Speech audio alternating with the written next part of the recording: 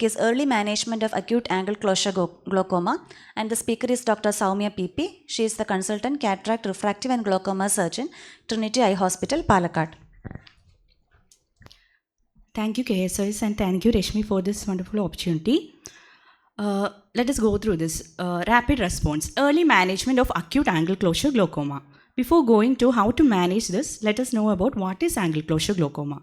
Angle closure glaucoma is a group of disease in which there is reversible, maybe appositional or adhesional, that is cynical closure of the anterior chamber angle. The angle closure may occur in an acute or in a chronic form.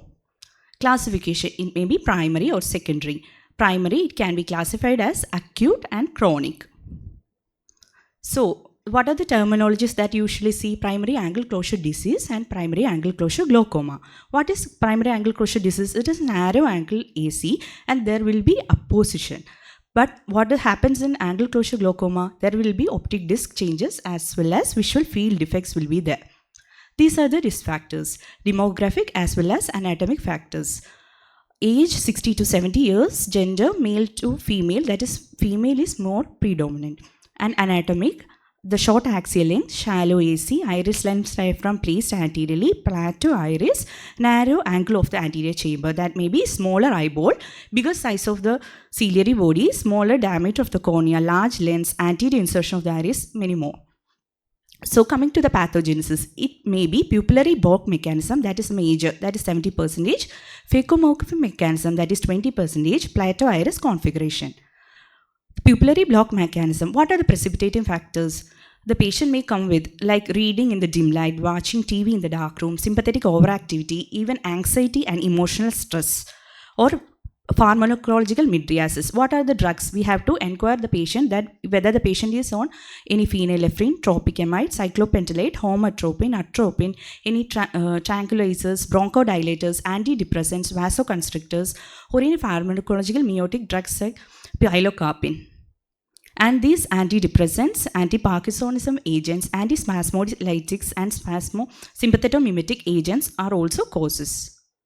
What is the mechanism? There is mydriasis, there is mid-dilatation of the pupil. There is not fully dilated, mid-dilatation, and there is increased opposition between the iris and the lens, and there will be a relative pupillary block which causes aqueous to collect and push the iris anteriorly, which causes an iris Bombay. Like this, and the contact of the iris with the cornea, and that is called appositional angle closure, and there is increase in the IOP, and the chronic state, it causes a formation of peripheral anterior cynical and causes the cynical angle closure. In the meiosis, there is contraction of the ciliary muscles and the zonules relax and the lens move forward, and there will be contact on the iris with the lens. And this is plateau iris. What is plateau iris configuration? Insertion of the iris anteriorly on the ciliary body or displacement of the ciliary body anteriorly, opposition of the peripheral iris. This is plateau iris configuration. You can see in this, there is a normal anterior chamber and there is a plateau iris, double hum sign. Coming to the major classification, how will you? The patient will come as a clinically based classification, latent primary angle closure, subacute or intermittent primary angle closure, acute or chronic. But it is again reclassified. There is primary angle closure suspect, primary angle closure glaucoma. So we can classify as primary angle closure suspect as latent PACG or a primary angle closure, subacute or acute, that we will be dealing mostly. How will you manage the acute? The primary angle closure glaucoma, that is the chronic type. What is PACS? How will you identify this patient is having PACS? There won't be any symptoms. We will be identifying the patients while we are doing a glaucoma screening program usually. So there is a Van Herring's grading system that you all know.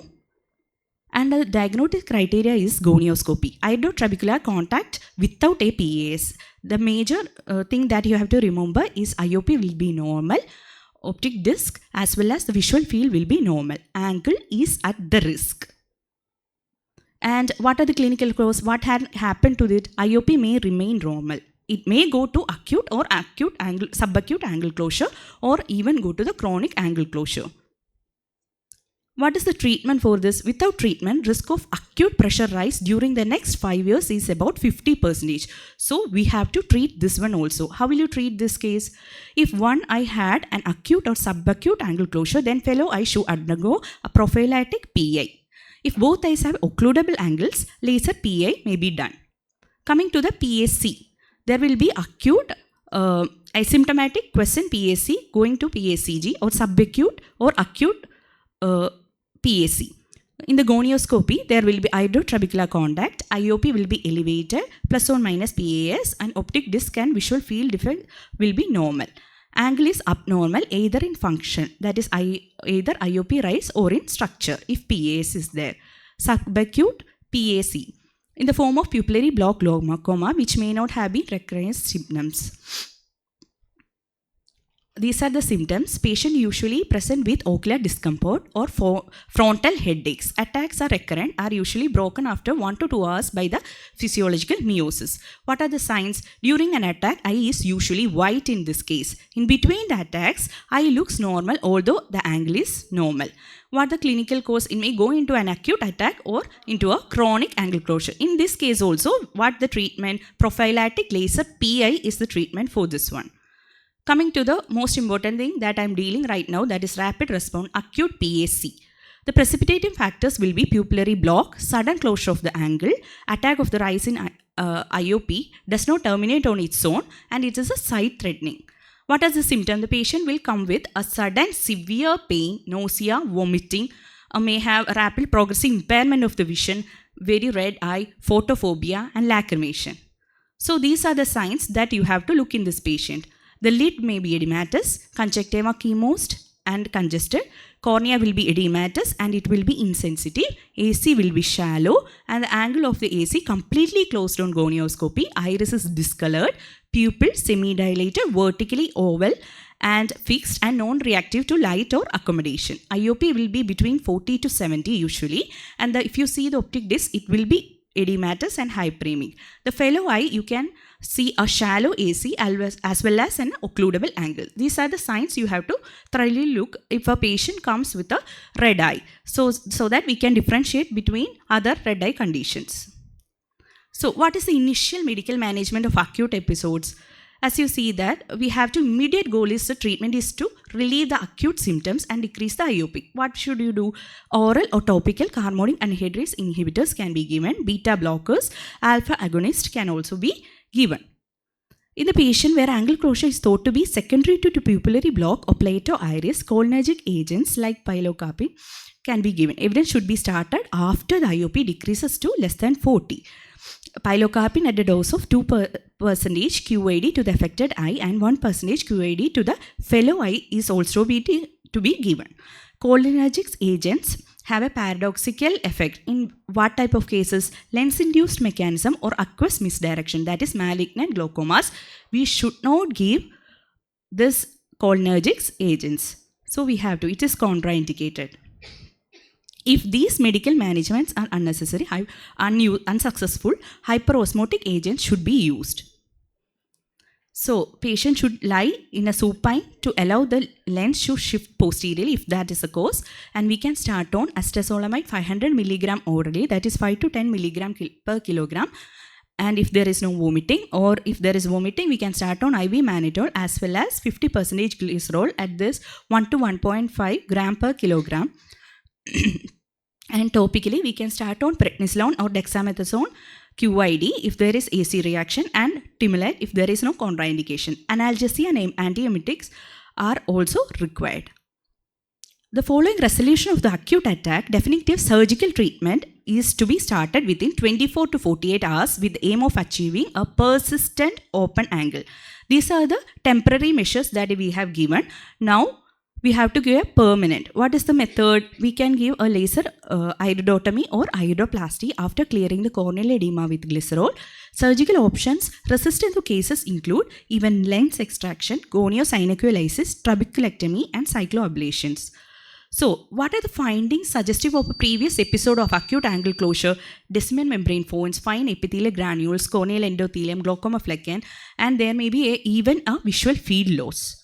Coming to the PSCG. PSEG is untreated. Its angle is abnormal in function as well as in structure.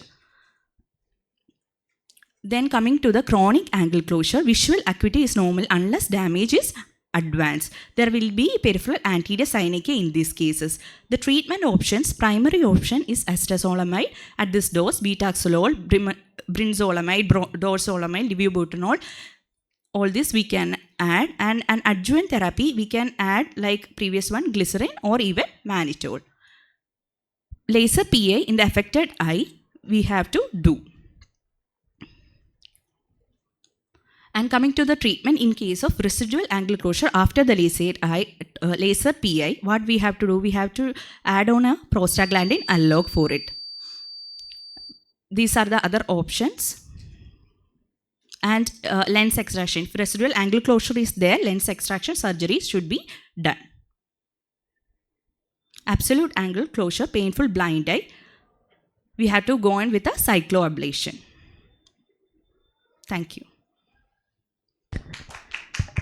Thank you, Dr. Soumya, for that very informative talk.